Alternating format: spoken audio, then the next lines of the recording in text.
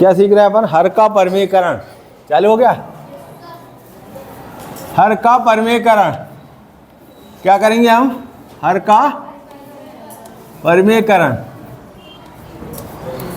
हमने अभी बताया था हर क्या होता है, परमीकरण क्यों किया जाता है? परमीकरण, हर का परमीकरण करना है अपने को,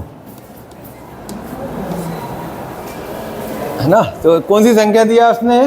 ये मान लीजिए एक उदाहरण है, 1/2 धन करनी 3। हमको सवाल करना है, मान लीजिए अभी हम बता चुके इसके बारे में कि 1/2 धन करनी 3 के हर का क्या करो? परमीकरण करो। परमीकरण क्यों किया जाता है? यदि किसी भिन्न में किसी परिमेय संख्या के हर में, परिमेय संख्या के हर में यदि कर्णी संख्या आ जाए, क्या आ जाए? कर्णी संख्या, तो हम उस कर्णी संख्या को हटाते हैं, उस कर्णी संख्या को हटाते हैं। इसी प्रक्रिया को हम परमीकरण कहते हैं, हर का परमीकरण। ठीक है?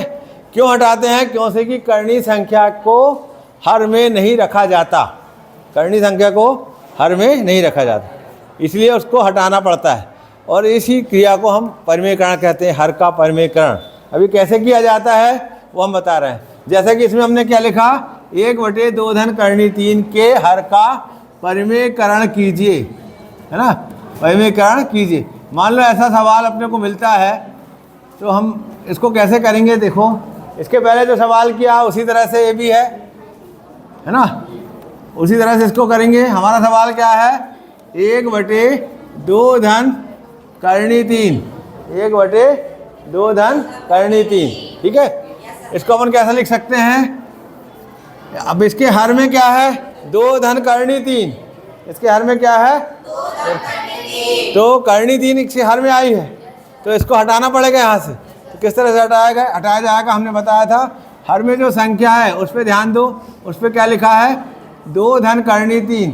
तो इसी संख्या का अंश में और इसी का हर में गुणा करेंगे, लेकिन यहाँ का जो चिन्ह है वो बदल जाएगा बस। तो इससे क्या हो जाएगा? हमको गुणा, हाँ, हमारे सवाल क्या हो जाएगा? 1/2 धन करनी 3, ये पहले से लिखा हुआ है। अब इसमें हम क्या कर देंगे? गुणा कर देंगे इस संख्या का और विपरीत चिन्ह का। तो 2 ऋण करनी 3 बटे 2 ऋण करनी 3। ठीक है? तो यहाँ जो संख्या होती है उसकी विपरीत चिन्ह वाली संख्या का गुणा किया जाता है। ठीक है? और ऐसा करने से उसके मान में कोई परिवर्तन नहीं आता, मान ज्यों का त्यों रहता है। तो अब हम क्या करें? अंश को अंश के साथ गुणा कर दें, हर को हर के साथ। तो देखो आगे क्या मिलेगा हमको? 1 का गुणा इसमें होगा तो इतना ही रहेगा, ये क्या रहेगा? 2 ऋण करनी 3 अंश में रहेगा, और हर में क्या आएगा? यहाँ पर देखिए 2 धन करनी 3 का गुणा हो रहा है 2 ऋण करनी 3 से। एक सरल समीकरण हमको मालूम है कि यदि a धन b और a ऋण b होता है और इनका आपस में गुणा होता है, इस टाइप की सरल समीकरण है ना, a धन b a ऋण b, इसका जो मान होता है वो होता है a वर्ग ऋण b वर्ग होता है। सरल समीकरण पढ़े ना अपन ने, तो इस सरल समीकरण का उपयोग हम यहाँ करेंगे। तो a का मतलब 2 है और b का मतलब करनी 3 है, तो 2 धन करनी 3 और 2 ऋण करनी 3, इसका क्या हो जाएगा? a वर्ग यानी 2 का वर्ग, a वर्ग यानी 2 का वर्ग, ऋण b वर्ग यानी करनी 3 का वर्ग।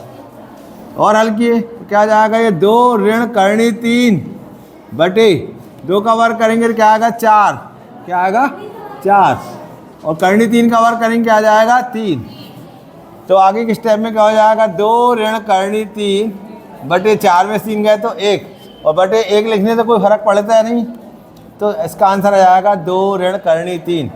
ये आंसर आ जाएगा इसका, बंद कर देना। क्या आंसर आएगा इसका? समझ में आ गया? 2 ऋण करनी 3, ये आंसर है।